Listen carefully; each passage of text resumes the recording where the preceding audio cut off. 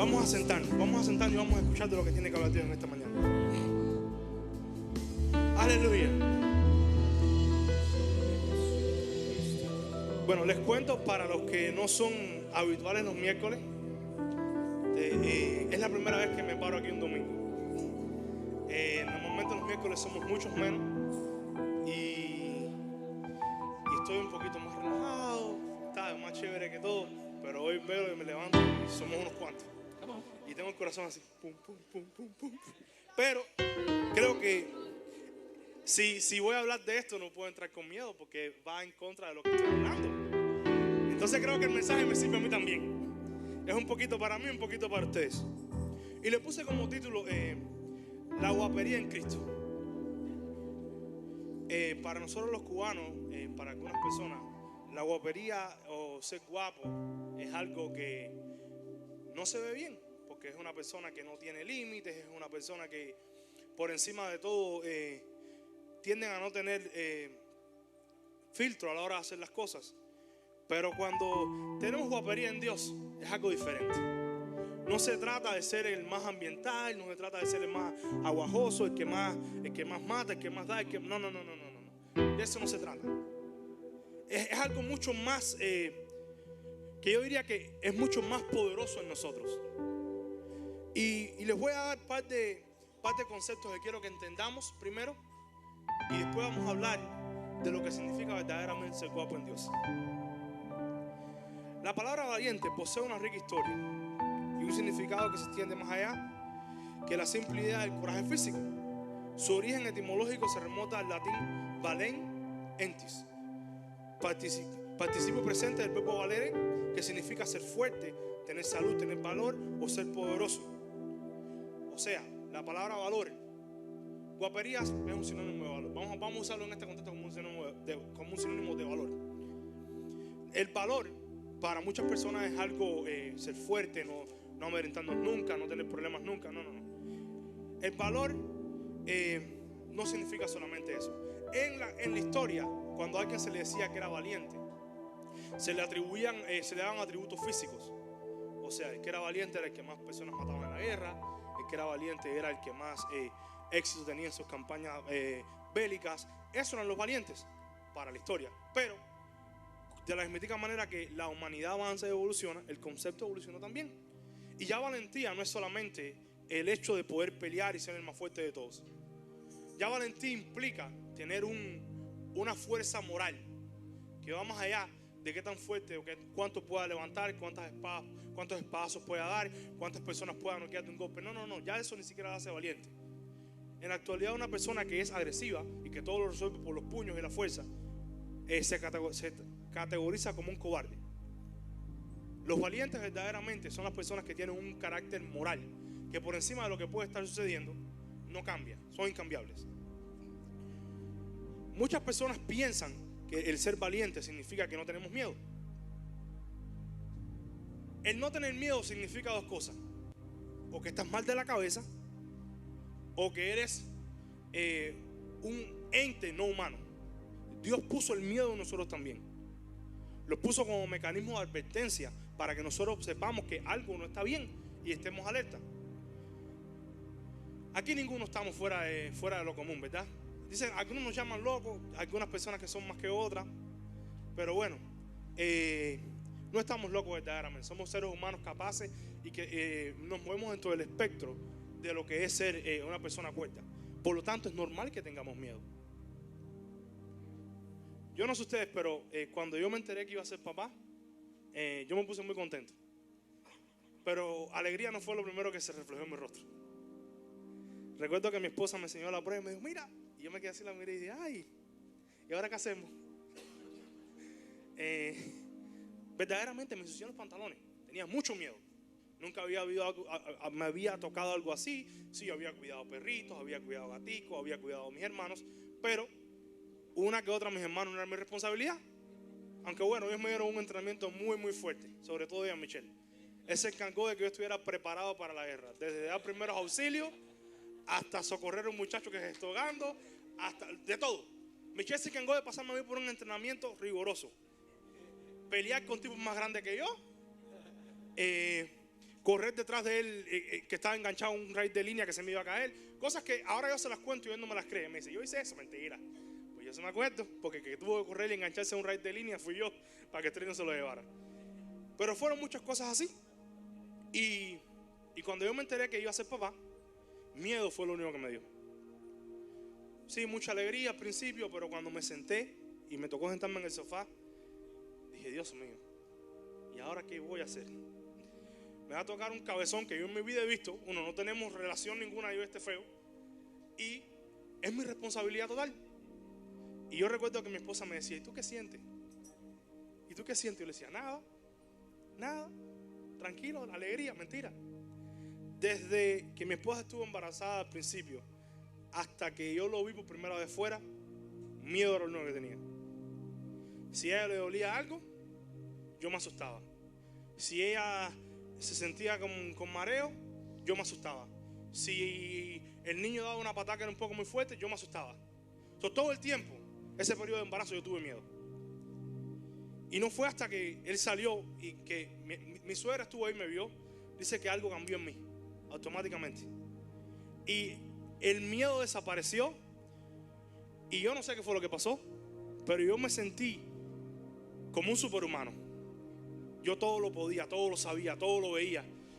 Mi hijo cuando nació tenía fluidos en los pulmones. Y la enfermera estaba muy relajada haciendo sus cosas ahí.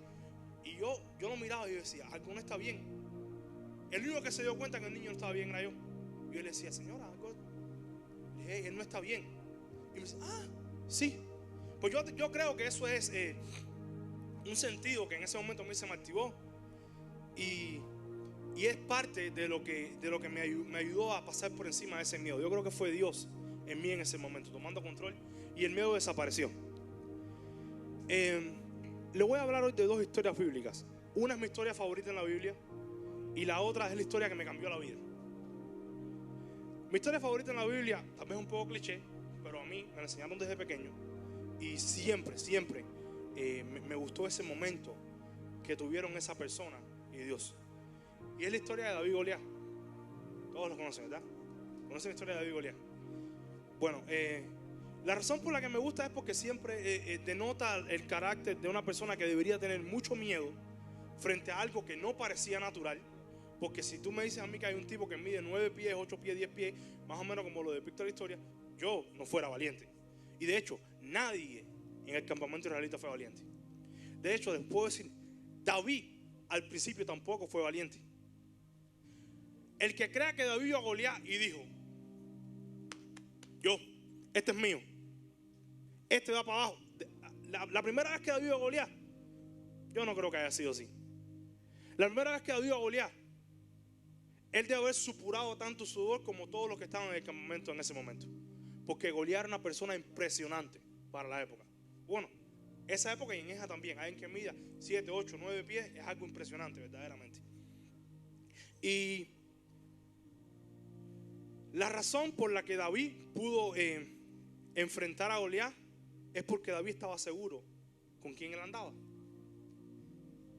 Y esto es un concepto que yo siempre toco cuando hablo de identidad, cuando hablo de lo que somos, para lo que Dios nos creó. Siempre lo digo. ¿De dónde vienes? ¿Quién eres? ¿Hacia dónde vas? Esas tres preguntas. Si la podemos responder, el miedo se tiene que desaparecer. Si ustedes tienen la capacidad de responder eso, ¿de dónde vengo? ¿Quién soy? ¿Hacia dónde voy? Verdaderamente el miedo no tiene lugar. Y voy a leerle un poquito de lo que pasó con David y Goliat, cuando ya David estaba peleando con Goliat, para que entendamos dónde estuvo el cambio en David. Fueron oídas las palabras que David había dicho y las refirieron delante de Saúl, y él lo hizo venir. Y dijo David a Saúl: no desmaye el corazón de ninguno a causa de él. Tu siervo irá y peleará contra este filisteo.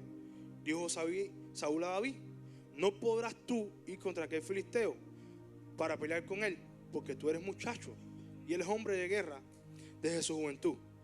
David respondió a Saúl: tu siervo era pastor de ovejas de su padre, y cuando venía un león o un oso y tomaba algún cordero de la manada, salía yo contra él y lo hería y lo libraba de su boca, y se levantaba contra mí y yo le echaba mano de la quijada y lo hería y lo mataba.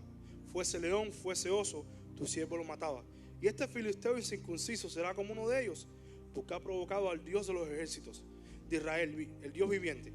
Añadió David: Jehová, que me ha librado de las garras del león y de las garras del oso, él también me librará de las manos de este filisteo. Y dijo Saúl a David: ve, y Jehová esté contigo. Y Saúl vistió a David con sus ropas y puso sobre su cabeza un casco de bronce y lo armó de coraza. Y ciñó David su espada sobre su vestido y probó a andar, porque nunca lo había hecho de esta manera. Y dijo David a Saúl: yo no puedo andar con esto, porque nunca lo practiqué. Y se deshizo David de estas cosas y tomó su cayado en su mano y escogió 5 piedras lisas del arroyo y las puso en el saco postril, en el zurrón que traía, y tomó su honda en mano y fue a ese filisteo. Y dice que David salió a dar de cara a Goliat. Y que Goliat le dijo: soy yo un perro para que tú vengas con palos y piedras. Y David le dijo: y David le dijo a Goliat: tú vienes contra mí con espada y jabalina, mas yo vengo contra ti en el nombre de Jehová.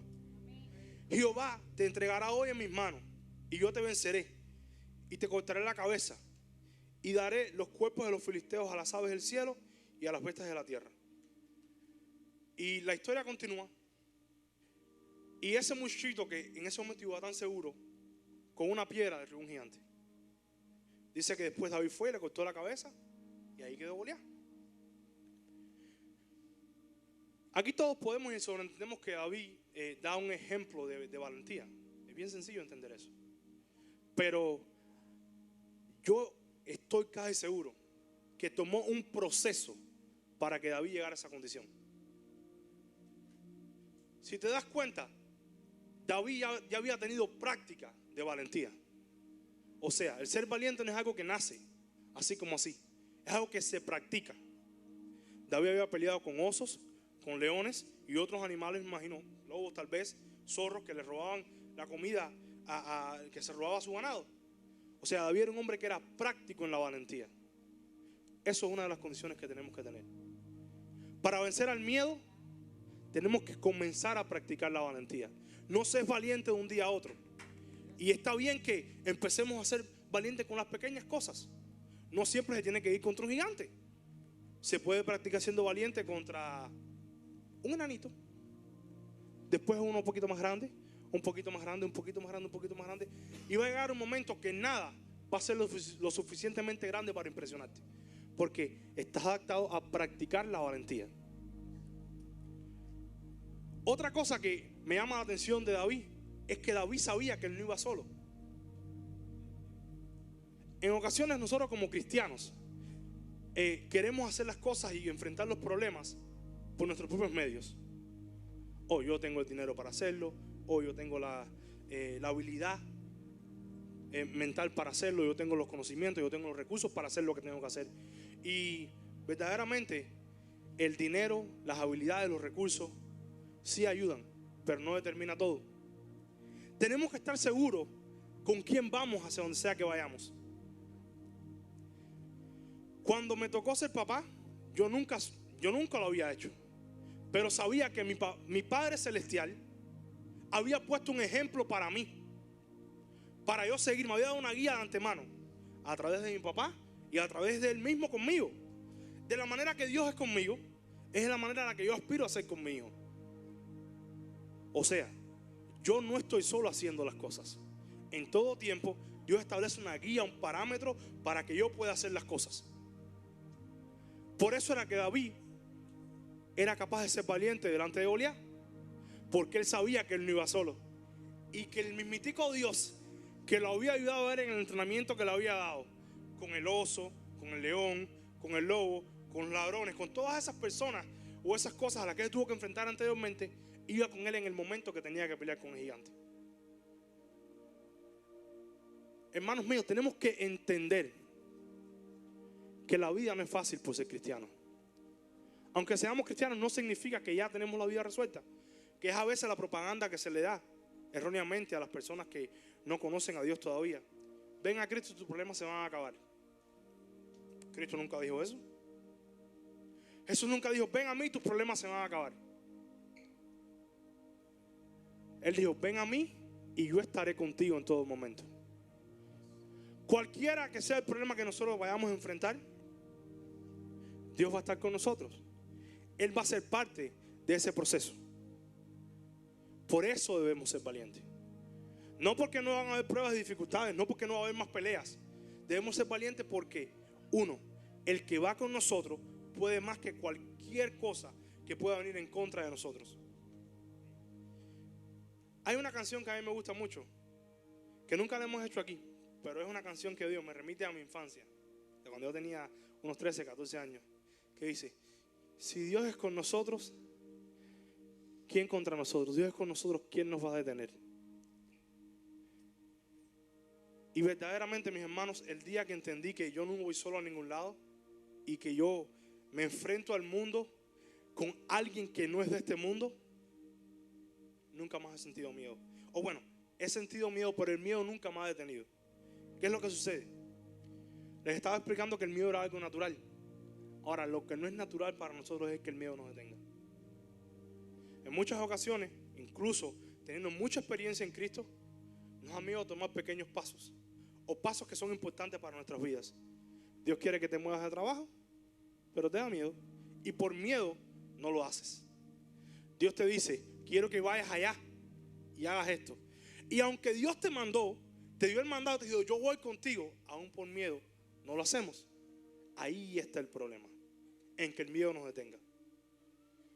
El miedo en sí no es un problema que Dios quiera quitar de nosotros. Dios quiere que aprendamos a vencer al miedo a pesar de todo, estando seguros en que Él va con nosotros en todo momento y que suceda lo que suceda, nosotros tenemos que saber quiénes somos. El otro texto bíblico que me gusta muchísimo, que es el texto que me cambió la vida, está en Hechos 7. Habla de Esteban. Si no se dieron cuenta que me cambió la vida, mi hijo se llama Esteban. Y Esteban era un hombre que la razón por la que me cambió la vida es porque en el momento que Esteban murió, y la razón por la que lo mataron, es porque Esteban nunca se cansó de decir la verdad ni denunciar lo que estaba mal hecho. Y la razón por la que me cambió la vida es porque, como todos los muchachos, bueno, no todos, pero en mi caso fue así, pero me imagino que casi todos los jóvenes pasan por este momento.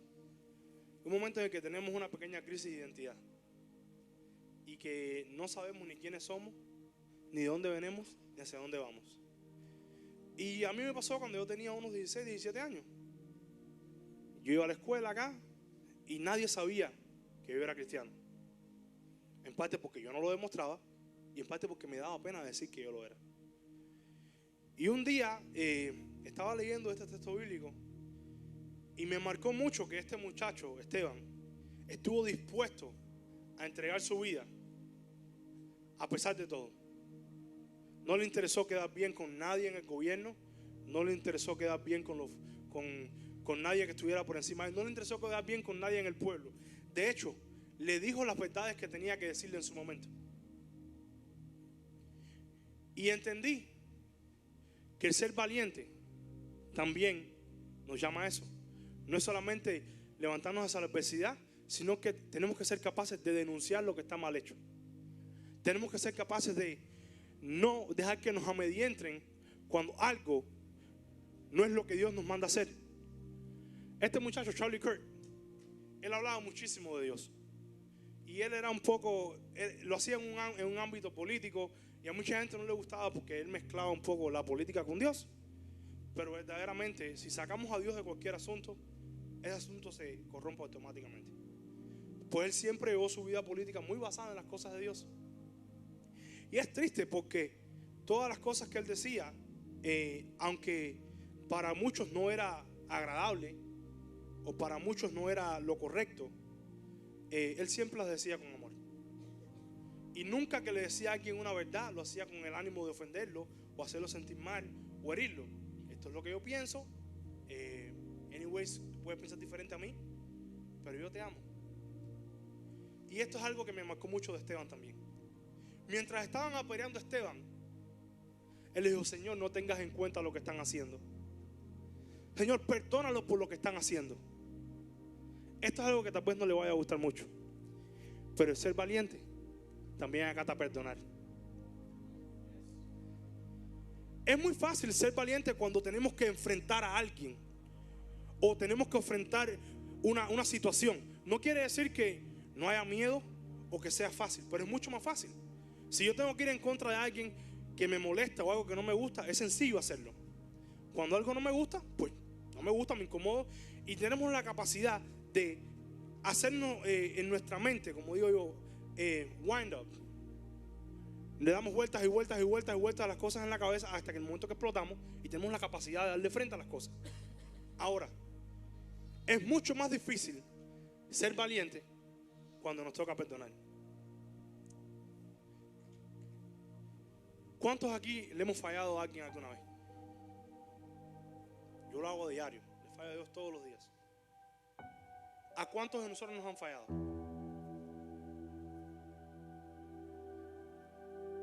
Las personas que nos hacen daño tal vez no sean lo suficientemente valientes para pedirnos perdón a nosotros.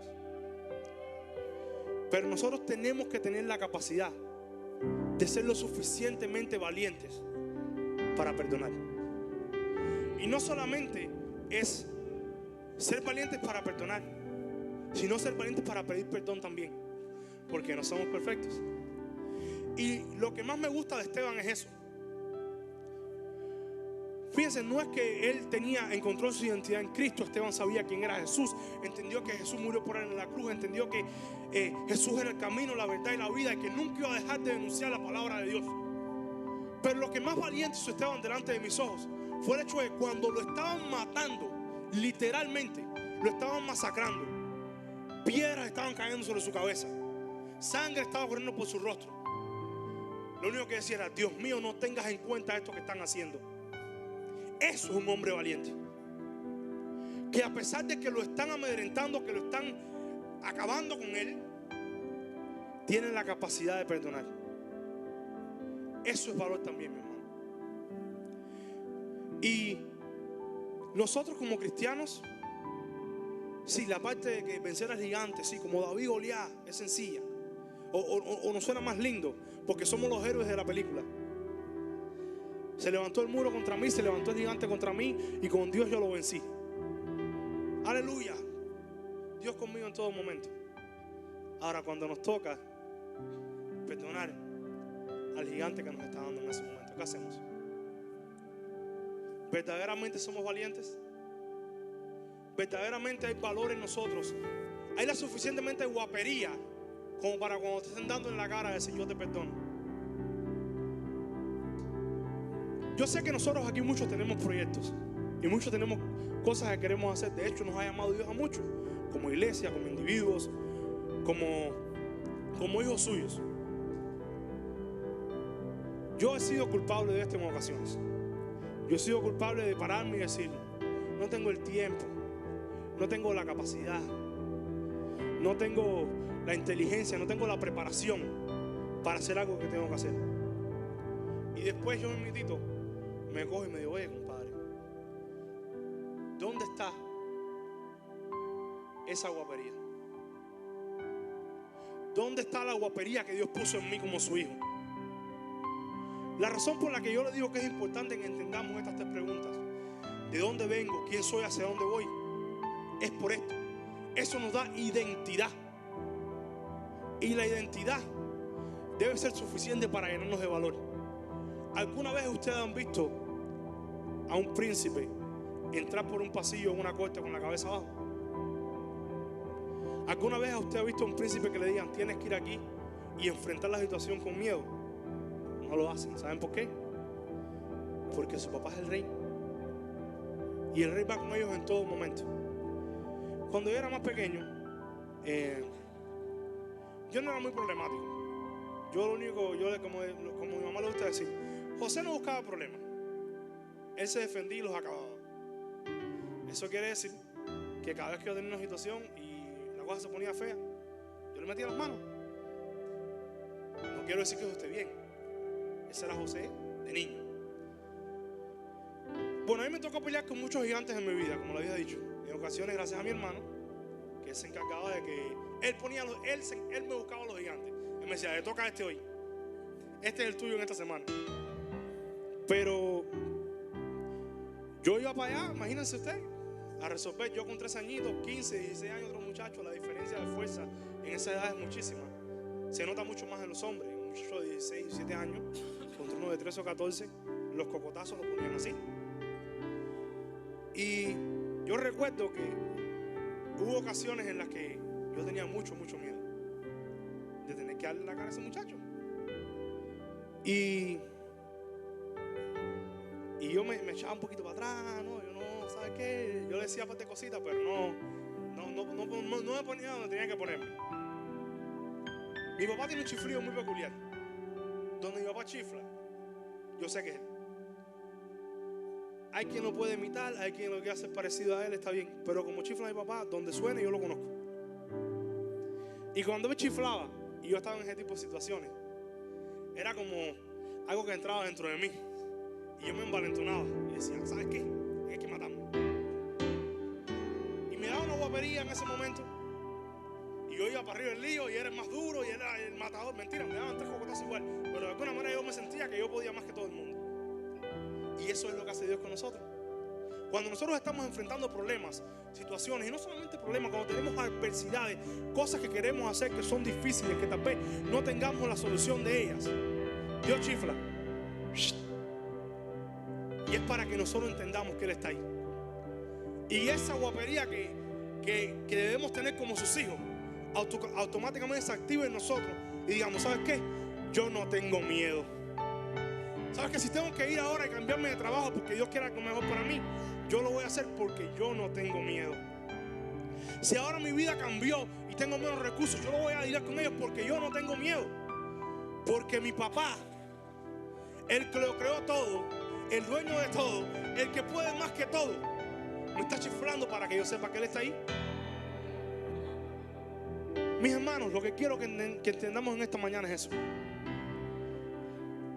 El miedo es algo que siempre va a estar en nosotros.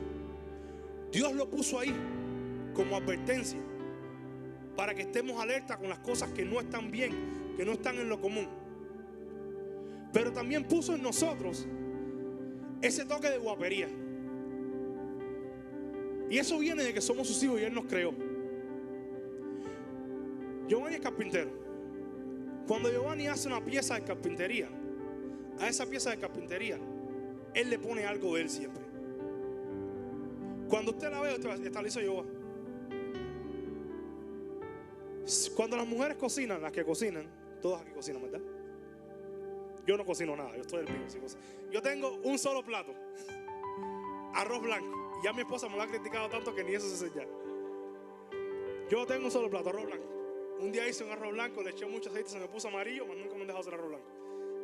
Así que le eché tanto aceite que lo puse amarillo. Se puede imaginar la cantidad de aceite que le echaba arroz blanco ese día. Cuando las mujeres cocinan, Brisi no cocina como cocina Shakira. Algunos sabemos que Brisi no es muy agraciada cocinando, pero bueno, ella se esfuerza. Brisi no cocina como cocina Shakira. Y no tiene que ver solamente con si sabe cocinar bien o no, sino que a cada plato que ella le pone algo de ella. Shakira le pone algo de ella a su plato. Yo sé, hermana, que yo tampoco cocino, solo la voy a mencionar. El punto es que el creador siempre pone algo suyo en la creación. La pregunta es, ¿quién nos creó a nosotros? ¿Quién nos creó a nosotros? No es Dios nada más, es el más guapo de todos. Cuando Dios nos creó, automáticamente nosotros, Él puso algo de esa guapería, para que entendamos que sí, la vida va a ser difícil, sí, las cosas van a pasar, sí, las adversidades van a llegar a nosotros, el miedo va a existir, pero siempre y cuando seamos capaces de activar ese poquito de guapería de Dios que hay en nosotros, nada ni nadie va a poder con nosotros. El mundo es duro, las cosas ahora están pasando de una manera acelerada, en la que tal vez nosotros no comprendamos ni sepamos qué vamos a hacer. Les voy a decir la verdad: traer un niño a este mundo y hacerlo crecer en este mundo al paso que va, al ritmo que se está degenerando la vida, da mucho miedo. Pero yo tengo que confiar y entender que yo lo creé, Él viene de mí. Yo voy a poner en Él la mayor cantidad de guapería de Dios que yo pueda hacerlo, porque Dios la puso en mí y la puso en Él también. Pero es mi trabajo enseñarle a Él cómo debe moverse un cristiano diario, cómo debe moverse un hombre de Dios. Porque mi papá y el papá de mi papá, que está en los cielos, le enseñó lo mismo a Él. Hermanos míos, entendamos esto. El miedo existe, está ahí, es normal que lo sintamos. Es nuestro deber, debemos entender que el que nos creó es el más guapo de todos y no le tiene miedo a nada. Y por ende, si Él no le tiene miedo a nada, en nosotros tiene que haber un poquito de guapería. Esa guapería que viene del Dios Altísimo, que nos enseña que no importa lo que esté pasando, todo va a estar bien. Que no importa que tan difícil sea la situación, que no importa que tan complicada sea la respuesta que tal vez yo esté esperando, Él tiene todo bajo control. Joelito, hace unos días hablé con él. Él tiene una situación, no la voy a hacer pública porque el que no lo conoce tal vez no le interesa y él no quiere hacerlo público, es de él. Pero recuerdo que le dije, oye, yo necesito que seas un poco más guapo con Dios. El Dios que te creó, el Dios que te diseñó, tiene control sobre todo lo que está pasando. Yo no te quiero ver más amedrentado. Y yo entiendo que cuando las situaciones difíciles llegan a nuestra vida, lo inicial sea sentirnos mal. Pero yo no consigo y nunca voy a concebir un cristiano que entienda que Dios está con él, una persona que camine con Cristo, que no tenga la capacidad de entender que nada está por encima de Dios. No hay problema, no hay situación, no hay dificultad, no hay obstáculo, no hay nada que pueda venir a nuestras vidas que sea más grande que Dios. Entiendo que nos sintamos mal. Yo me he sentido mal. Yo no soy inmortal ni soy inhumano. Cuando algo sucede que no me gusta, que me mueve el piso, yo sencillamente tengo miedo. Pero tengo que sentarme un momentito con Dios y decirle, papá, tú estás conmigo. Y si tú estás conmigo, nadie puede contra mí. Aleluya. Creo que como cristianos debemos tener un poquito más de esa bobería. Eso que Dios puso en nosotros, estando seguros en Él en todo momento. Sientan miedo, es natural, es normal. Pero tenga la capacidad de siempre levantar el rostro al cielo y decir, Dios mío, tú estás conmigo en todo. Amén. Vamos a ponernos en pie, vamos a orar. Y vamos a seguir dándole las gracias a Dios por las cosas que hace en nuestras vidas. Gracias por haber estado con nosotros en todo el programa. Espero que haya sido de bendición para tu vida, para tu familia. Compártelo, suscríbete al canal, dale like para que puedas ser bendecido con toda la bendición de este ministerio sobre tu vida. No se olvide que puede conectarse en vivo con nosotros todos los domingos a las 11 de la mañana. Quédate con nosotros. Que Dios te bendiga.